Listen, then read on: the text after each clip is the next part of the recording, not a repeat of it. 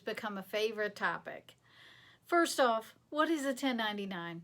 A 1099 is a form that you are required to provide to any unincorporated entity that you pay more than $600 to in a calendar year. The purpose of this form is to make sure that other people are honest and they're reporting their income appropriately. So the IRS is going to unofficially make you their watchdog. So you must send out a 1099 to report any payments that you make to someone who is unincorporated. Now, when we say someone, it doesn't necessarily mean an individual. This is anyone who does not have Inc. or Corp. after their name when you write the check. So if you're sending it to an LLC, a partnership, your landlord, anyone doing some subcontract work for you, those all qualify. To be specific, you should get a W-9 from every vendor that you pay more than $600 to. That's your proof whether or not you should issue the 1099 or not. So unless that check says Inc. or Corp. after it on the payee line, you want to get a W-9. Now, let's talk about timing for a moment. A W-9 is a form where you're going to request the name, address, and social security number or federal ID number of how that payment is to be issued. If you want to do this the easy way, request that W-9 and require that they give it to you before you give them the payment. They're motivated. They'll give it to you much easier at that point. If you wait until later on in the year when your requirements come due, guess what? You're probably going to have trouble finding some of them, or some may be non-cooperative.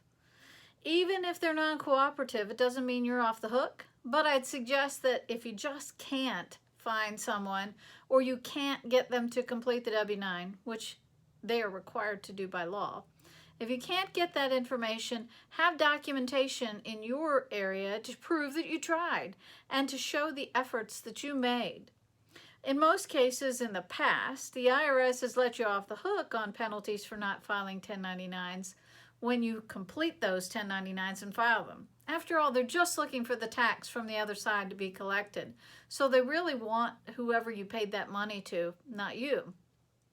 However, they have been very stringent with penalties in the past few years and have threatened penalties. Now, I have not seen the penalties actually come through yet, but it's probably just a matter of time. So to be safe, let's have you get that W-9 right off the bat before you issue the payment. As a matter of how you write out checks to your vendors, go ahead and get the W-9 ready. Have a little stack of them on the counter. Keep them right by your checkbook as a reminder to get that information before you issue the payment.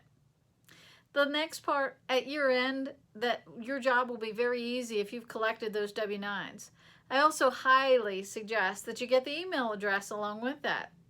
You can issue the 1099 via email. If you have to do postage, it's going to cost you a little bit more to do. So it's much more effective, it's faster, and it will make things a little more streamlined for you if you can issue that 1099 via email instead. So collect W-9s and emails to save yourself some trouble.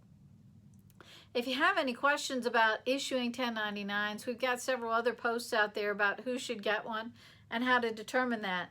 But the safest way, collect the W-9 before the payment, keep record, and also make sure that whoever you write that check out to is the same name as is on the W-9. So for example, if somebody's doing business as, let's say it's ABC Corp. Inc., don't write the check out to Joe Smith, who's the owner of the company. That's a whole different variation, and you'll need a W-9 from Joe Smith since that's who you made the payment to. So let us know if you have any questions, and good luck at keeping up with 1099s. Have a great day.